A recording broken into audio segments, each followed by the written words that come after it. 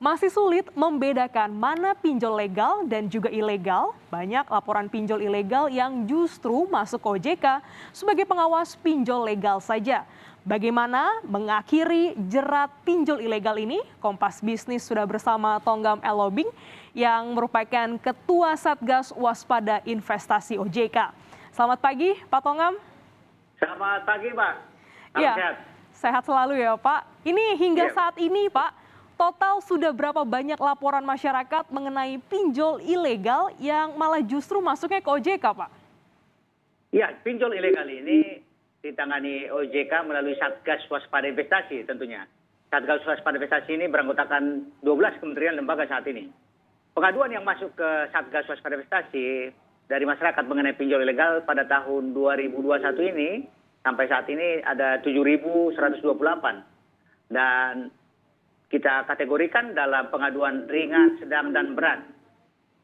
Di kategori berat ada 4 ribuan, lebih dari 50%, yaitu yang mengadukan mengenai adanya ancaman penyebaran data pribadi, kemudian penagihan kepada seluruh kontak HP dengan teror intimidasi, kemudian penagihan-penagihan dengan kata kasar dan pelecehan, dan juga adanya pencairan dana pinjaman tanpa persetujuan pemohon. Nah, ini kami kategorikan adalah kegiatan-kegiatan yang berat. Dan kami rekomendasikan apabila sudah kategori berat untuk dilaporkan kepada kepolisian.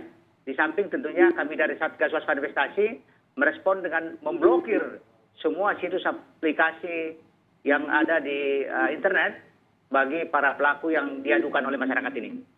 Sudah ada 7.000 lebih di tahun 2021 ini dan 4.000-nya merupakan kategori kelas berat begitu ya Pak. Ini penggerebekan pinjol ilegal ini terus dilakukan di berbagai daerah. Apakah dari OJK sudah mengetahui dari mana sumber dana pinjol ilegal ini? Benarkah ada dana dari luar negeri, Pak?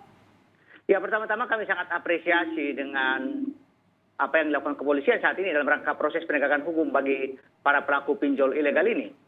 Mengenai sumber dana, apakah dari luar negeri atau tidak, nanti penelusuran transaksi keuangan ini tentu akan diperoleh dari penyidikan di kepolisian. Sehingga akan diketahui nanti berdasarkan hasil penyidikan sumber dana dari pinjol tersebut.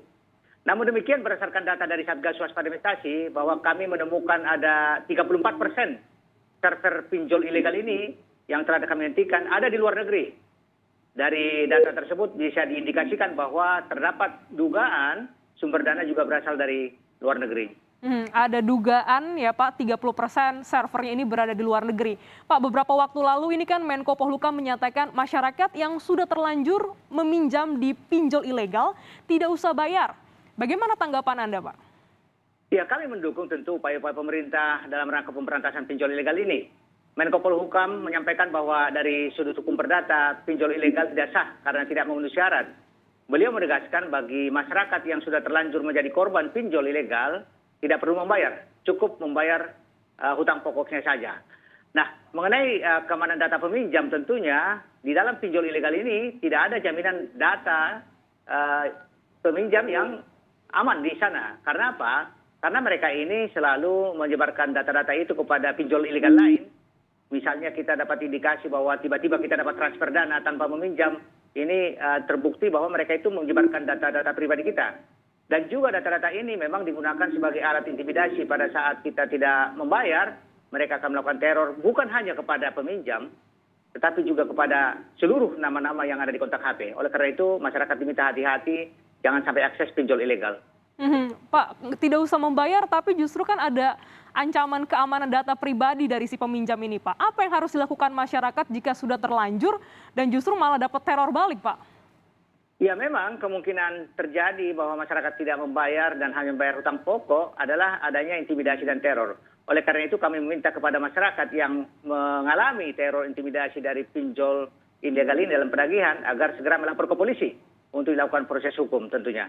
Dan juga kami menyampaikan kepada masyarakat bahwa himbauan pemerintah ini jangan menjadi dianggap kesempatan bagi masyarakat untuk meminjam dari pinjol ilegal.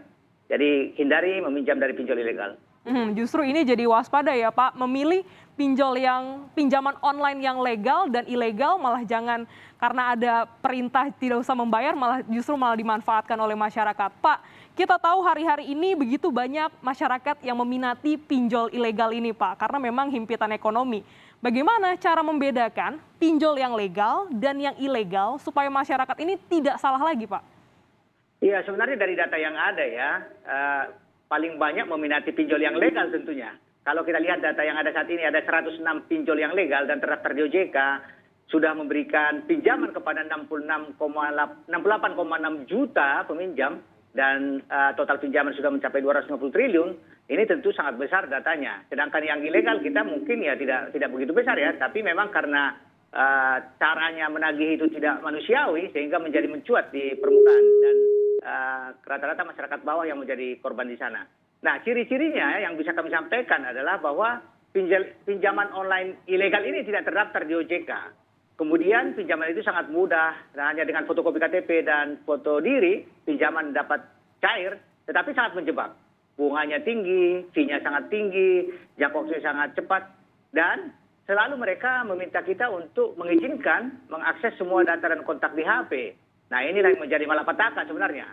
Data dan kontak di HP kita digunakan nanti menjadi alat intimidasi.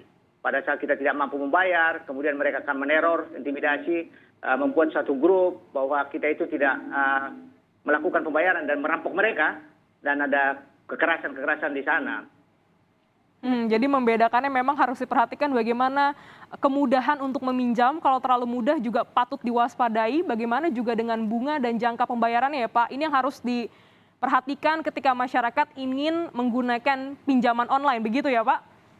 Iya benar, kemudahan memang ciri khas dari pinjaman online yang legal ini adalah kemudahan mendapatkan pinjaman. Tetapi mereka itu selalu melakukan peminjaman secara transparan, dan mereka tidak akan melakukan akses kepada semua data dan kontak di HP. Pinjaman online yang legal hanya akses pada 3 hal, kamera, lokasi, dan suara, tidak pada kontak HP dan seluruh data di HP. Kemudian juga kami sampaikan kepada masyarakat bahwa apabila ada SMS, WA, atau pesan pribadi yang menawarkan pinjol ilegal, kami pastikan ilegal. Iya Pak, ini yang menjadi sorotan ini kan pinjol ini makin marak ya Pak, ibarat kata mati 1 tumbuh 1000, peminatnya juga banyak. Moratorium ini ditempuh, evaluasinya apa yang dilakukan selama moratorium ini Pak? Iya, moratorium ini sebenarnya sudah lama, sudah dilakukan sejak Februari 2020 yang lalu. Jadi pada saat itu OJK tidak menerima lagi pendaftaran baru untuk melakukan kegiatan fintech lending. Kemudian juga untuk memberikan manfaat yang lebih besar dari pinjol yang legal saat ini, OJK juga mendorong agar layanan kepada masyarakat berupa bunga bisa diturunkan. Dan Asosiasi Fintech Pendanaan Bersama Indonesia juga sudah menurunkan bunganya sebesar 50% tentunya. Dan OJK juga mendorong pinjol legal agar selalu mentaati aturan-aturan kaidah-kaidah etika dalam penagihan. Jangan sampai ada ekses yang melanggar kaidah-kaidah dan etika tentunya. Dan juga OJK meminta pinjol yang legal ini meningkatkan terus layanannya ke hal yang positif dan membantu masyarakat agar mendapatkan manfaat dengan adanya pinjaman online ini. Cara kita mengakhiri jerat pinjol ilegal ini ya dengan kembali mewaspadai dan juga mencermati ya Pak. Mana yang legal, mana yang ilegal, sekalipun membutuhkan harus meminjam uang, tapi pilihlah yang tepat, yang legal, yang sudah terdaftar di OJK ya Pak. Terima kasih Bapak Tonggam Lumban Tobing sebagai Ketua Satgas Waspada Investasi OJK telah bergabung di Kompas Bisnis pada pagi hari ini.